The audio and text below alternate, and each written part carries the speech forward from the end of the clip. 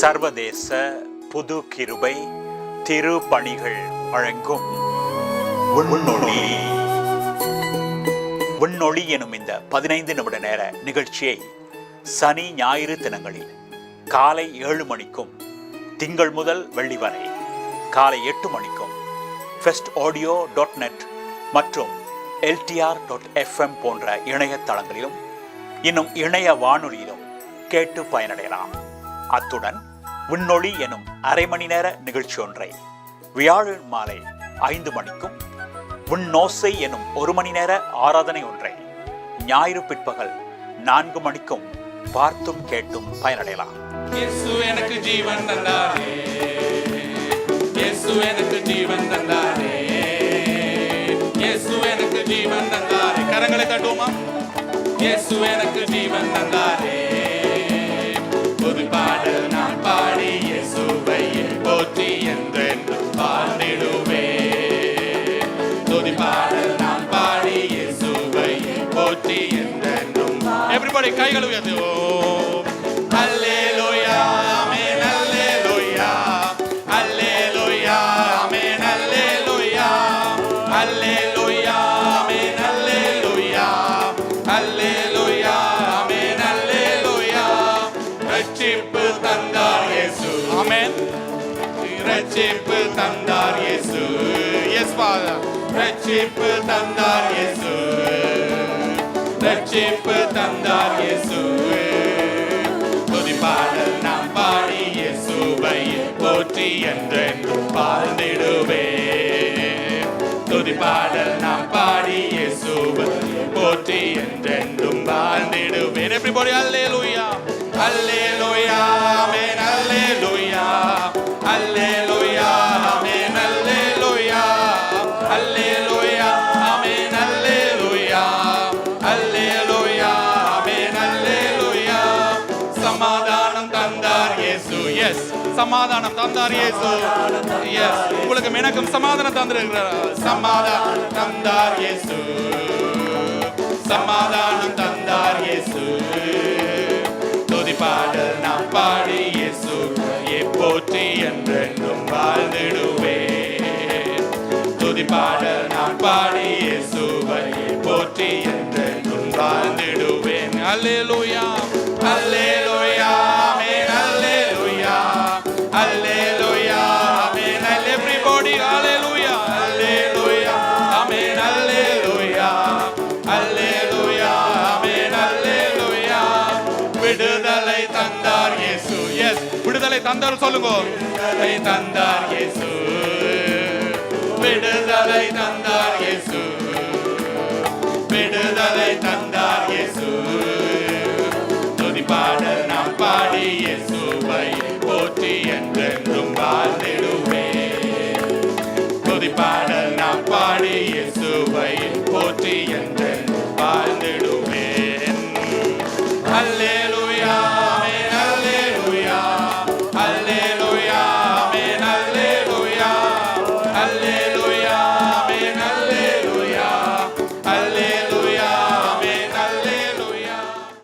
ஆண்டவராகிய இயேசு கிறிஸ்துவின் நாமத்திலே நான் உங்கள் யாவரையும் வரவேற்கிறேன். இந்த நல்ல நாளிலே என்னோடு கூட நீங்கள் ஆண்டவரை மகிமைப்படுத்தும்படியாய் கேட்டுக்கொள்கிறேன். இன்றைக்கு நான் ஆண்டவருடைய வார்த்தையை உங்களோடு பகிர்ந்து கொள்ள விரும்புகிறேன். நான் இன்றைக்கு உங்களோடு பகிர்ந்து கொள்ள விரும்பிய வார்த்தை தலைப்பு என்னவென்று சொன்னால், நம்பிக்கை நாயகன் இயேசு. எங்களுக்கு பல நம்பிக்கைகள் உண்டு. நாங்கள் மனிதர் மேலே நம்பிக்கை வைத்திருக்கிறோம், பல காரியங்களிலே நம்பிக்கை வைத்திருக்கிறோம். இவர்கள் மூலமாய் அல்லது இந்த காரியங்கள் மூலமாக எங்களுக்கு நன்மை வரும் என்று நாங்கள் நம்புகிறோம்.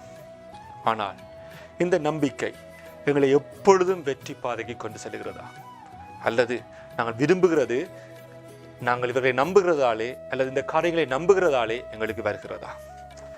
இதை ஆழமாக பார்த்தோம் என்று சொன்னால் எங்களுக்கு கிடைக்கிற ஒரு விடை என்னவென்று சொன்னால், இல்லை.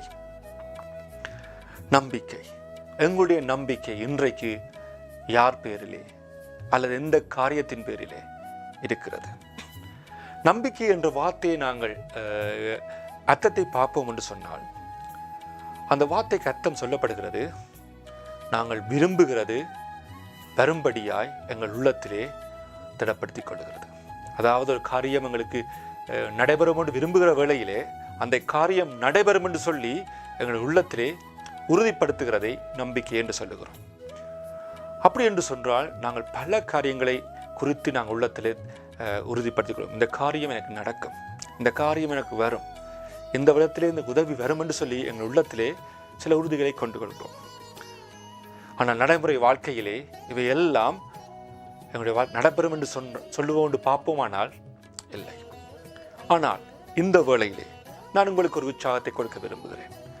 எங்களுடைய நம்பிக்கையை நாங்கள் ஆண்டவர் இயேசுவின் மேலே, இறைவன் இயேசுவின் மேலே வைக்கிற வேளையிலே, அல்லது எங்களுடைய பார்வையை அவர் மேலே திருப்புகிற வேளையிலே, இப்படியாய் நாங்கள் வாஞ்சிக்கிற காரியங்கள், இப்படியாய் நாங்கள் விரும்புகிற காரியங்கள் எங்களுடைய வாழ்க்கையிலே நிச்சயம் நடைபெற முடியும். இந்த நம்பிக்கை வார்த்தையை குறித்து நான் இந்த நாட்களிலே உங்களோடு பகிர்ந்து கொள்ள விரும்புகிறேன். வேதத்திலே ரோமர் என்ற புத்தகத்திலே 4ஆம் அதிகாரம்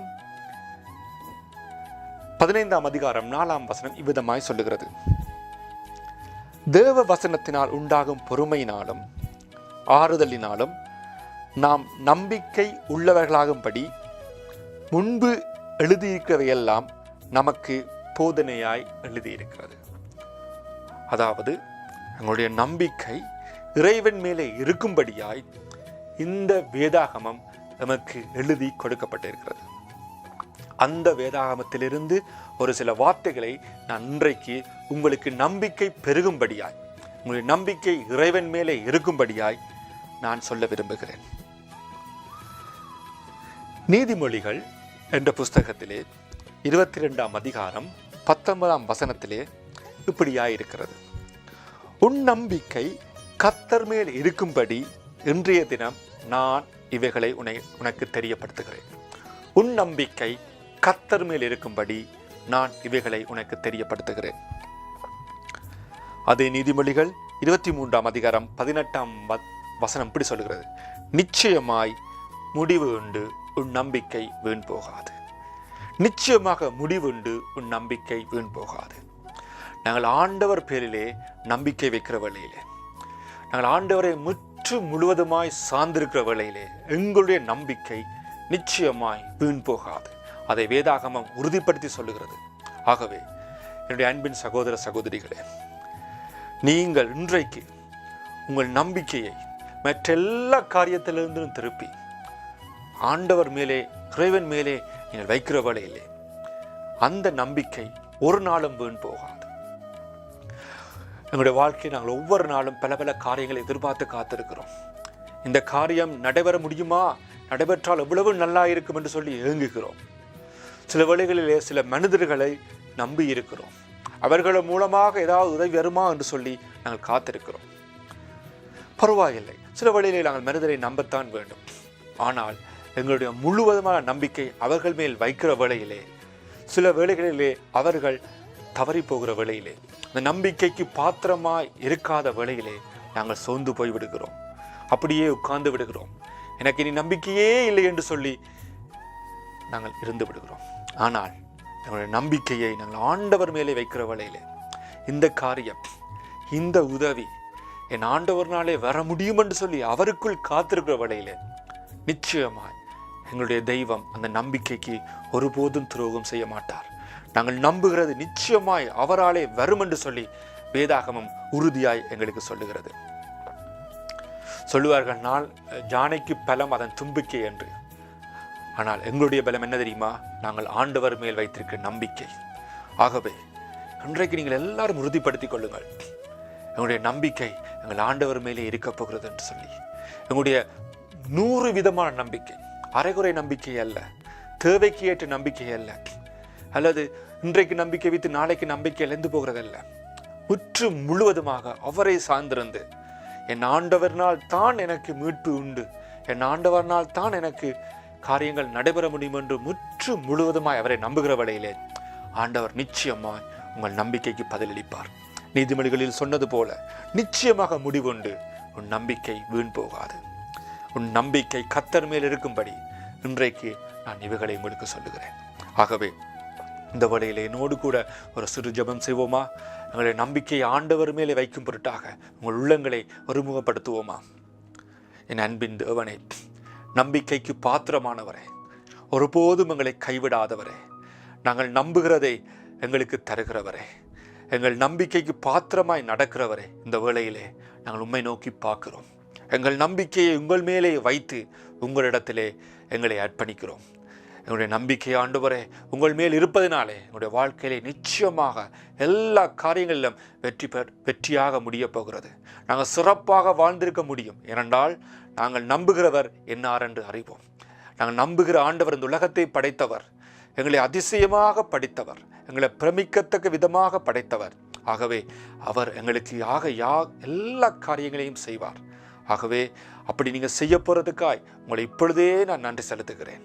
எங்கள் நம்பிக்கைக்கு பாத்திரமான எங்கள் நம்பிக்கையின் நாயகனாகிய இயேசுவே, உங்களை புகழுகிறேன், உங்களை வாழ்த்துகிறேன். இயேசுவின் நாமத்திலே ஆமென். இஸ்ரவேலின் ராஜாவே,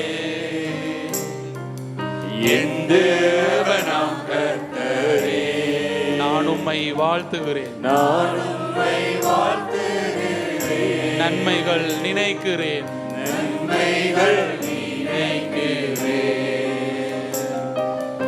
இஸ்ரவேலின் ராஜாவே,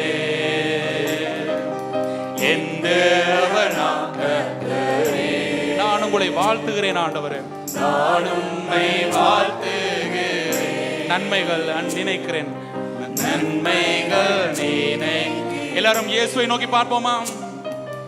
இயேசுவே, இயேசுவே. Church, focus on Jesus. இயேசுவே, இயேசுவே.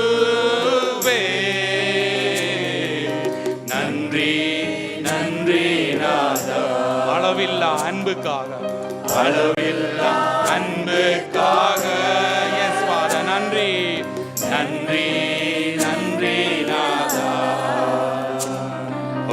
அளவில்லா அன்புக்காக. திருக்கரம் என்னை தாங்கி கடும் பிரச்சனைகளிலும் முன்னேறி செல்வதற்கு பலத்தை நீர் தந்ததற்காய். திருக்கரம் என்னை தாங்கி கடும் பிரச்சனைகளிலும் முன்னேறி செல்வதற்கு ஆமாண்டவரே, பலத்தை நீங்க தந்ததுக்காய், பலத்தை நீர் தந்த. கண்களை மூடி கைகளை உயர்த்தி சொல்லுவோமா ஆண்டவரை நோக்கி? இயேசுவே, இயேசுவே,